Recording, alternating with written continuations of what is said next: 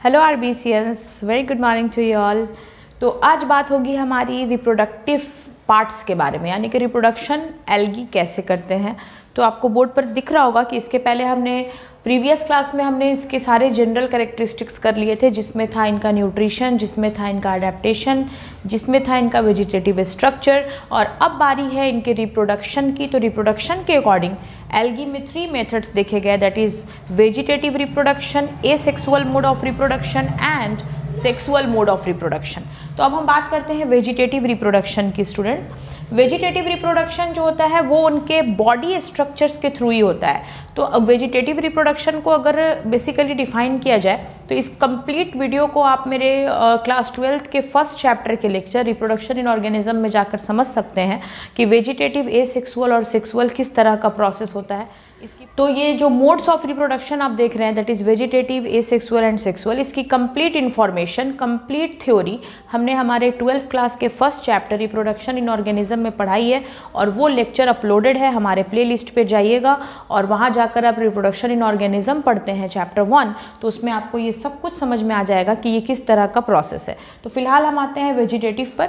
मैं बेसिक बता दूं कि वेजिटेटिव का मतलब होता है फ्रॉम इट्स बॉडी पार्ट, अपने ही बॉडी पार्ट का यूज़ करना और उससे ही डिवीज़न करके नया ऑर्गेनिज्म बना देना, that is called vegetative reproduction.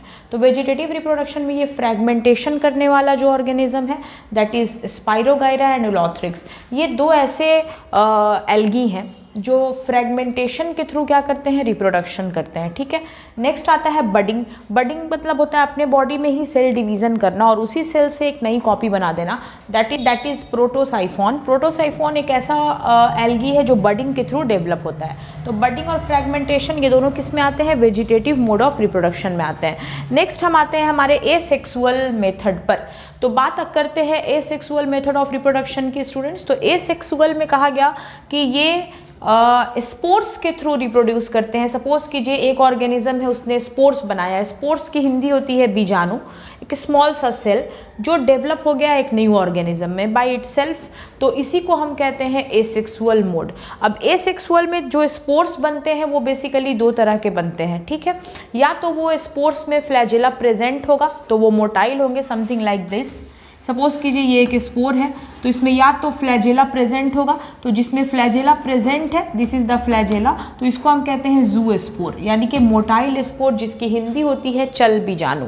और नेक्स्ट होता है नॉन मोटाइल स्पोर, जिसमें सिर्फ स्पोर्स होगा और फ्लैजेला इसमें एब्सेंट होंगे। तो फ्लैजेला एब्सेंट होगा तो हम कहते हैं ए प्लानो स्पोर, और फ्लैजेला प्रेजेंट होगी तो हम कहते हैं जू स्पोर।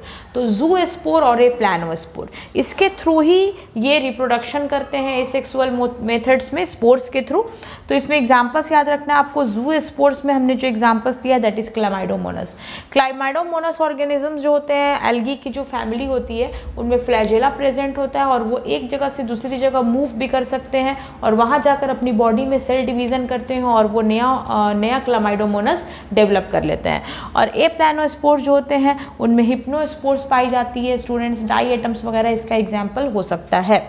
तो नॉन मोटाइल स्पोर्स जो है वो आपके ए प्लानोस्पोर्स कहलाते हैं। सबसे इंपॉर्टेंट और सबसे डेवलप तरीका जो बताया गया एल्गी में रिप्रोडक्शन का स्टूडेंट्स, वो है सेक्सुअल रिप्रोडक्शन। आप बहुत अच्छे से जानते हैं कि सेक्सुअल रिप्रोडक्शन में हैप्लॉइड गैमेट्स, मेल गैमेट और फीमेल गैमेट, दोनों के बीच में फ्यूज़न होती है और हम क्या बनाते हैं, जाइगोट बनाते हैं। तो हैप्लॉइड गैमेट्स मिलकर जब जाइगोट बना दें तो उसी प्रोसेस को हम कहते हैं कि सेक्सुअल रिप्रोडक्शन हमारा क्या हो गया, पूरा हो गया।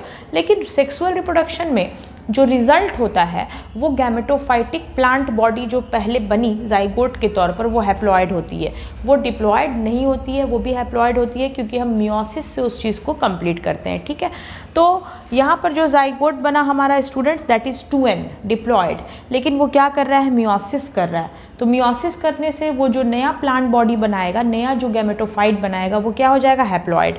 तो याद रखना है कि पहले 2 हैप्लॉइड गैमेट का फ्यूज़न हुआ। सपोज कीजिए these are the haploid gametes N and N, ये N है, ये N है, this is our male gamete and this is our female gamete. ये दोनों फ्यूज हो गए, इनसे हमने क्या बनाया, एक जाइगोट बनाया, जाइगोट इज डिप्लॉइड। ठीक है, ये हमारा जाइगोट हो गया।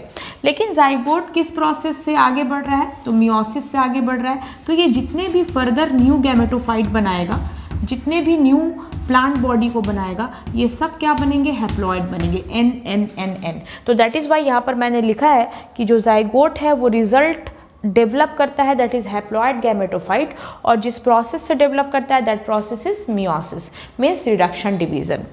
अब हम आते हैं नेक्स्ट पार्ट पर। सेक्सुअल रिप्रोडक्शन में जो प्रोसेस देखी गई है गैमेट्स के आपस में मिलने की, वो दो तरीके की देखी गई है। पहला है प्लानोगैमी और दूसरा है ए प्लानोगैमी। ए प्लानोगैमी ऑटोमेटिकली इसी की तरह है ए प्लानोस्पोर्स, इसमें भी फ्लैजेला एब्सेंट होगा, और प्लानोगैमी जिसमें फ्लैजेला प्रेजेंट होगा। सपोज कीजिए अगर यहाँ पे दो स्पोर्स हैं, ठीक है, और इस दोनों में फ्लैजेला प्रेजेंट है, दोनों बिल्कुल सेम साइज के हैं, एक मेल स्पोर है और एक फीमेल स्पोर है, ठीक है, ये मेल ये फीमेल दोनों मिलकर फ्यूज हो रहे हैं और एक नया जाइगोट बना रहे हैं। स्ट्रक्चर भी सेम है, साइज भी सेम है, सब कुछ सेम है, ठीक है। तो इस तरह के फ्यूजन को हम क्या कहते हैं, आइसोगैमी। मेल और फीमेल गैमेट का शेप, साइज सब कुछ सेम होना चाहिए, तो उसको हम क्या कहेंगे, आइसोगैमी, और इसका एग्जाम्पल कौन है, उलोथ्रिक्स। नेक्स्ट आते हैं एन आइसोगैमी। सपोज कीजिए यहाँ पर जो मेल गैमेट है इसकी साइज छोटी है और फीमेल गैमेट जो है इसकी साइज थोड़ी बड़ी हो गई।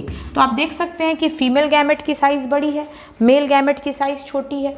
तो इस कंडीशन में अगर दोनों में से किसी का साइज डिफर कर जाए और तब वो दोनों आपस में फ्यूज कर रहे हैं, तो इसको हम कहते हैं एन आइसोगैमी। और एन आइसोगैमी में एग्जाम्पल हमने लिया है पेंडोरिना का। पेंडोरिना बहुत ही रेयर एग्जाम्पल है स्टूडेंट्स, आपको ये एनसीईआरटी में प्रॉपरली नहीं दिखेगा, लेकिन ये क्वेश्चन एग्जाम में आ चुका है। थर्ड आते हैं ऊगैमी। ऊगैमी में कंसीडर किया गया कि इसमें किसी भी कंडीशन में फीमेल गैमेट ही बड़ी होगी, लेकिन मेल गैमेट जो होता है वो छोटा है पर एक्टिव ज़्यादा होता है।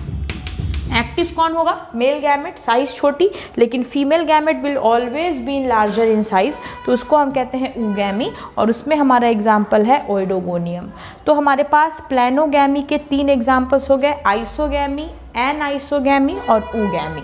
इस तीनों के इसमें फ्लैजेला प्रेजेंट होना चाहिए क्योंकि मोटाइल गैमेट्स होते हैं। साइज के अकॉर्डिंग हमने डिफर किया है, दोनों की साइज सेम होगी, तो इसको हम कहते हैं आइसोगैमी। एक बड़ा और एक छोटा हो गया तो उसको कहते हैं एन आइसोगैमी। लेकिन अगर फीमेल गैमेट बड़ी साइज की है, मेल गैमेट स्मॉलर है लेकिन एक्टिव ज़्यादा है, तो उसको हम कहते हैं ऊगैमी। तो यहाँ पर हमारे पास प्लानोगैमी की कितने कंडीशन हो गए, 3। अब आते हैं नेक्स्ट पार्ट पर, दैट इज़ ए प्लानोगैमी। स्टूडेंट्स इसमें फ्लैजेला एब्सेंट है, तो ये एक दूसरी जगह मूव नहीं कर सकते, इनके पास मोटिलिटी की पावर नहीं होती है, ये गतिशील नहीं होंगे, मोटाइल नहीं होंगे, और इसका सबसे बेहतरीन एग्जाम्पल है हमारे पास स्पाइरोगाइरा और डायटम्स। ये दोनों ऐसे हैं जो सेक्सुअल रिप्रोडक्शन भी करते हैं, तो एक जगह पर ही करते हैं क्योंकि इनके पास फ्लैजेला एब्सेंट होता है। तो रिप्रोडक्शन के हिसाब से कोई भी क्वेश्चन आपका अब नहीं छूटेगा, क्योंकि एल्गी में रिप्रोडक्शन और उसका बेहतर से बेहतर एग्जाम्पल आपके सामने मैंने इस लेक्चर में रख दिया है। अब एल्गी के जितने भी फीचर्स थे वो तो हमारे हो गए, अब बारी है कि एल्गी के सब डिवीजन्स को कैसे पढ़ा जाए। फॉर एग्जांपल एल्गी में जो 3 क्लासेस हमने रखे हैं, हमारा red algae, brown algae, green algae, इस तीनों को किस तरह से कंसिडर किया जाए, क्या डिफरेंसेस है तीनों में, क्या फीचर्स है, क्या क्वेश्चंस आएंगे रेड एल्गी, ब्राउन एल्गी और ग्रीन एल्गी से, ये होगा हमारे अगले वीडियो, ताकि आपका टाइम कम लगे और आपको शॉर्ट में काफ़ी अच्छे नोट्स मिल जाएं।